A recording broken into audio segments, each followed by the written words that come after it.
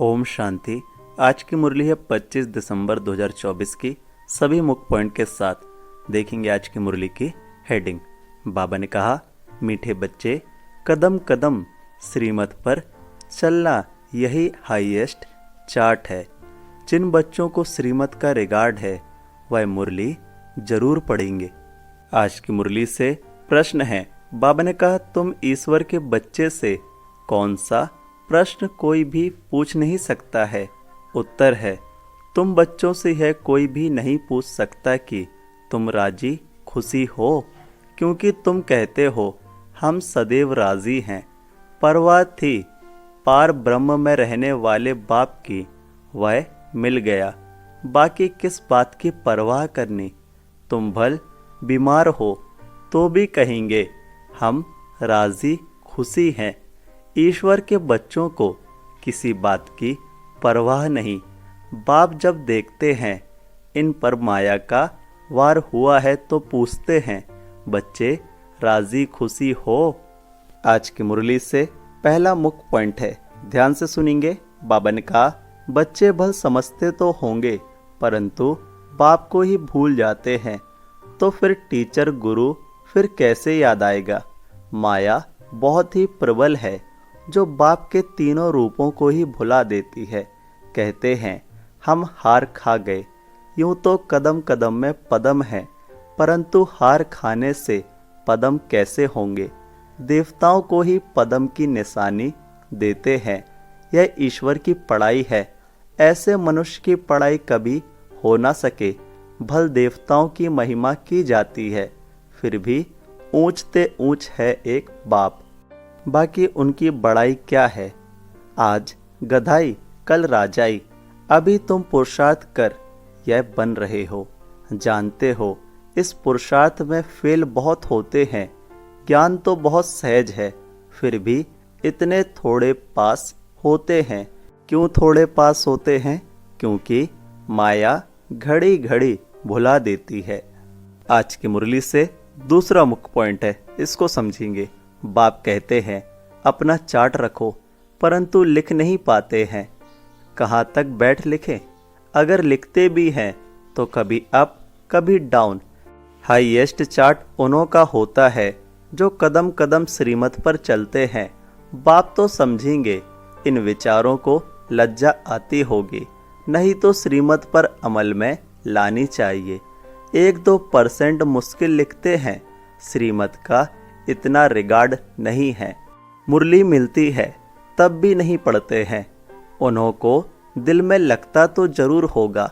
बाबा कहते तो सच है, हम मुरली नहीं पढ़ते हैं तो औरों को क्या सिखलाएंगे। मुरली से तीसरा मुख्य पॉइंट है। बाबा ने कहा, उस पढ़ाई में तो एक्स्ट्रा पढ़ाने लिए टीचर को बुलाते हैं।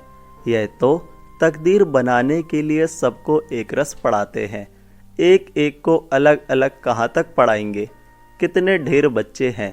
उस पढ़ाई में कोई बड़े आदमी के बच्चे होते हैं, ऑफर करते हैं तो उनको एक्स्ट्रा भी पढ़ाते हैं। टीचर जानते हैं कि यह डल है, इसलिए पढ़ाकर उनको स्कॉलरशिप लायक बनाते हैं। यह टीचर ऐसा नहीं करते हैं। यह तो सभी को एक जैसा पढ़ाते हैं। एक्स्ट्रा पुरुषार्थ माना टीचर कुछ कृपा करते हैं। भल ऐसे तो पैसे भी लेते हैं, खास टाइम दे पढ़ाते हैं, जिससे वह जास्ती पढ़कर होशियार होते हैं। यह बाप तो सबको एक ही महामंत्र देते हैं, मन मना भव। बस। मुरली से चौथा मुख्य पॉइंट है। बाबा ने कहा, अभी तुम्हारी है याद की यात्रा। अक्षर ही एक है, मन मना भव। यह यात्रा तुम्हारी अनादि है। वह भी कहते हैं हम यह यात्रा अनादि काल से करते आए हैं। अभी तुम ज्ञान सहित कहते हो कि हम कल्प कल्प यह यात्रा करते हैं। यह यात्रा खुद बाप आकर सिखलाते हैं। उन यात्राओं में कितने धक्के खाते हैं, कितना शोर होता है। यह यात्रा है हेड साइलेंस की। एक बाप को ही याद करना है, इससे ही पावन बनना है। तुम्हें बाप ने यह सच्ची सच्ची रूहानी यात्रा सिखलाई है।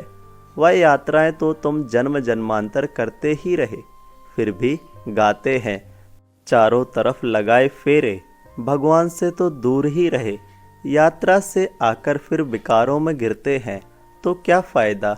अभी तुम बच्चे जानते हो यह है पुरुषोत्तम संगम योग, जबकि बाप आए हैं। एक दिन सभी जान जाएंगे कि बाप आया हुआ है। आज की मुरली से 5वां मुख्य पॉइंट है। बाबा ने कहा, जो विलायत में पढ़ते होंगे उनमें भी कोई बड़ा एजुकेशन मिनिस्टर होगा तो जांच करते होंगे। यहाँ तुम्हारे पेपर की कौन जांच करेगा, तुम खुद ही करेंगे। खुद जो चाहिए सो बनो, पढ़कर जो पद बाप से चाहो वह ले लो। जितना बाप को याद करेंगे, दूसरों की सर्विस करेंगे, उतना ही फल मिलेगा। उन्हें सर्विस करने की फिक्र रहेगी कि राजधानी स्थापन हो रही है तो प्रजा भी तो चाहिए ना। वहाँ वजीर आदि की दरकार नहीं रहती। यहाँ तो जब अकल कम होती है तब वजीर की दरकार होती है। यहाँ बाप के पास भी राय लेने आते हैं। बाबा पैसा है क्या करें, धंधा कैसे करें। बाप कहते हैं, यह दुनिया के धंधे आदि की बात यहाँ नहीं लाओ।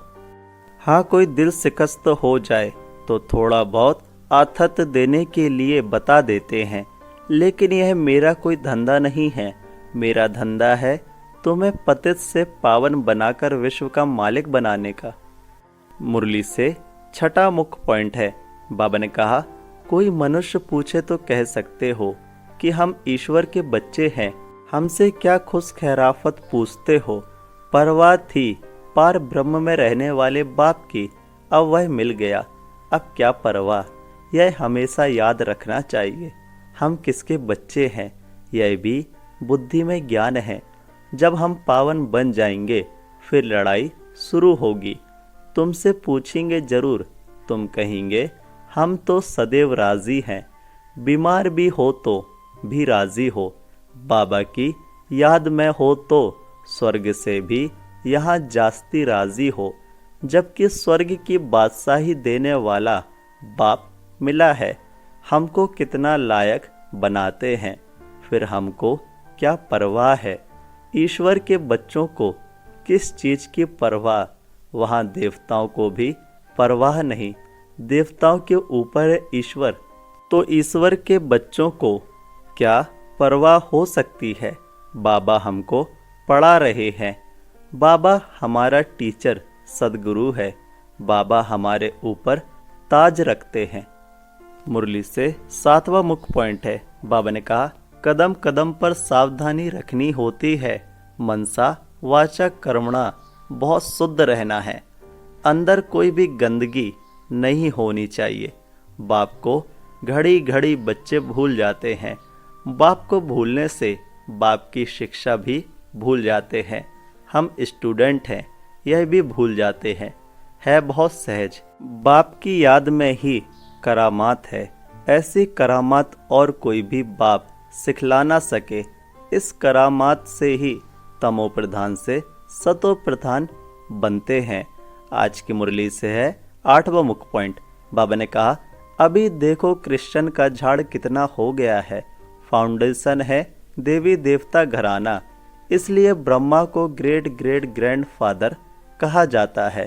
परंतु भारतवासियों को यह भूल गया है कि हम परम पिता परमात्मा शिव के डायरेक्ट बच्चे हैं। क्रिश्चियन भी समझते हैं आदि देव होकर गए हैं, जिसके यह मनुष्य वंशावली है। बाकी वह मानेंगे तो अपने क्राइस्ट को ही। क्राइस्ट को बुद्ध को फादर समझते हैं। सिजरा है ना, जैसे क्राइस्ट का यादगार क्रिश्चियन देश में है, वैसे तुम बच्चों ने यहाँ तपस्या की है, तब तुम्हारा भी यादगार यहाँ आबू में है, अर्थात दिलवाड़ा मंदिर। धारणा के लिए मुख्य सार है। पहला, डेड साइलेंस की सच्ची सच्ची रूहानी यात्रा करनी है। हम सो का मंत्र सदा याद रखना है, तब चक्रवर्ती राजा बनेंगे। दूसरा पॉइंट है, मनसा वाचा कर्मणा बहुत शुद्ध रहना है। अंदर कोई भी गंदगी ना हो। कदम कदम पर सावधानी रखनी है। श्रीमत का रिगार्ड रखना है। मुरली से वरदान है। बाबा ने कहा, निर्माणता के गुण को धारण कर सबको सुख देने वाले सुख देवा, सुख स्वरूप भव डिटेल है। आप महान आत्माओं की निशानी है निर्माणता। जितना निर्माण बनेंगे उतना सर्व द्वारा मान प्राप्त होगा। जो निर्माण है वह सबको सुख देंगे। जहाँ भी जाएंगे जो भी करेंगे वह सुखदायी होगा। तो जो भी संबंध संपर्क में आए वह सुख की अनुभूति करे। इसलिए आप ब्राह्मण आत्माओं का गायन है। सुख के सागर के बच्चे, सुख स्वरूप, सुख देवा। तो सबको सुख देते और सुख लेते चलो। कोई आपको दुख दे तो लेना नहीं। स्लोगन है, बाबा ने कहा, सबसे बड़े ज्ञानी वह है जो आत्म अभिमानी रहते हैं। ओम शांति। मेरा बाबा, प्यारा बाबा, मीठा बाबा। ओम शांति।